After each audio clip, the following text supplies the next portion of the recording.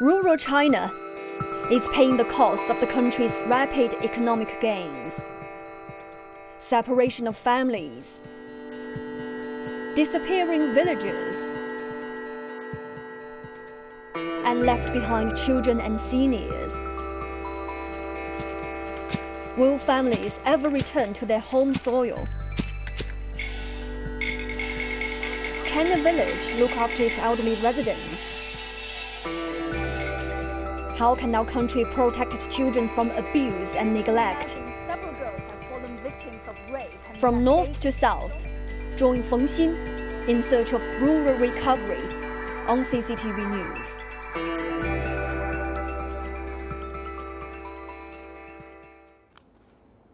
The World Health Organization says that nearly 40% of the world's population still lives without proper bathroom facilities. But that includes many families in the countryside in China who have scant sanitation or sewage systems. One researcher has developed a toilet system for residents in a village in East China. In the fourth episode of our Rural Recovery, our reporter Feng Xin finds out how a toilet revolution has taken place. This wooden bucket was part of Fei Xiaoliu's dowry when she married in this village 4 decades ago. Wooden buckets were a necessity for every household. They served as chamber pots at night because no family had indoor toilets. Fei used to scrub the buckets out each morning at the river that was a quick walk from her house. In the old days, we had to use the wooden buckets and poured the waste into a tank. Then we built a new house and installed a flushing toilet, but we still used both. The area around the Yangtze River estuary is often called China's Venice because of the large number of villages that straddle the rivers. With no underground sewage systems, many families had to find their own ways if they ever wanted to have indoor sanitation. 68-year-old Wang Yuanyuan was the first person in Chentang to install a flushing toilet at home. But unlike those in modern apartments, Wang's toilet created bad smells and new problems. I've had this toilet for 26 years. We didn't have running water back then, so I dug the tank just outside my house to store the waste. Later, we had tap water, but the toilet had to waste too much water for flushing. Official numbers show that only 15% of China's rural population has modern toilet facilities that are convenient to use and can flush away human waste. A more serious problem, though, is that 9 out of 10 Chinese villages have no sewage treatment facilities at all. Much more than installing modern toilets in rural areas needs to be done. Researcher Fan Bin grew up in a similar village in Jiangsu province. He believes that rural sanitation problems need to be solved in different ways than in cities. Unlike urban areas, where sewage treatment facilities are quite large, rural living areas are smaller and people live in small density. So we can use some small or even micro units to deal with rural wastewater.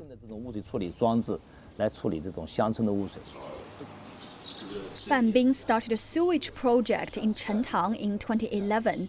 And Wang Yuanyuan again became the pilot to experiment with Fan's design. Wang installed the new toilet just opposite to his old one. As he pushes a button, the device vacuums away waste, using only 1 cup of water.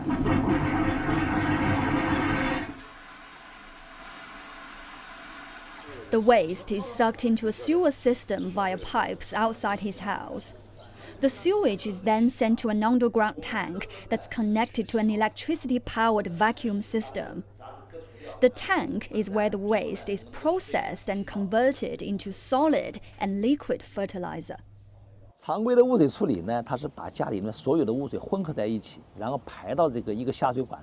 Conventional sewage treatment methods mix all the different wastewater together and drain it to a centralized facility by using huge amounts of water. A lot of useful substances in human excrement and kitchen garbage can hardly be reused. What we do is separate the different wastewaters from their origins based on their densities. Without using any more water, we can process the waste into fertilizer and apply it on farmland. 把不同的浓度的污染、不同浓度的这个废水分开来收集。 The liquid fertilizer is sprayed directly onto the farmland through tubes, while the solid waste fertilizer will be collected a couple of times a year and also applied to the land. 23 families in Chentang have now installed vacuum toilets. Fan plans to use the same technology to soon process kitchen waste as well. Feng Xin, CCTV in Changshu, Jiangsu Province. And for more about rural sanitation in China, joining me in the studio is our reporter Feng Xin. First of all, Feng Xin, I was not aware that sanitation in the countryside in many parts of China was not up to standard. But why improving sanitation in rural China is so important? Well, Zhou Yue, clean access to clean sanitation is not only deemed a human right by the UN General Assembly, but it is also extremely important for a nation's overall health and economic development. Numbers from the World Health Organization show that in 2015, about 2.4 billion people around the world still lack access to basic sanitation facilities, including flush toilets and covered latrines. That is 1/3 of the global population. Of these, nearly 950 million people still have to defecate out in the open. That's 13% of the world's population. Improving sanitation not only reduces the risk of diseases such as diarrhea and hepatitis, it also allows for the conservation of water, recycling of nutrients, and facilitation of renewable energy, all of which can help improve people's health and the environment in rural China. Now you can find cartoon animations comparing conventional toilets with Chentang Village's vacuum toilet by scanning the code at the bottom of your screen. So, yeah. Give me some tips. How many Chinese actually have access to clean toilets, and what do you think the government needs to step in to do? Sure. China's health department says as of 2015, 3/4 of China's population have access to toilets. This was a 20% improvement from a decade ago. These toilets include several types such as dry toilet and portable toilets. Flush toilets that are connected to a complete sewer system and mostly seen in urban apartments only serve 15% of China's population. Wastewater treatment in rural China is almost non-existent.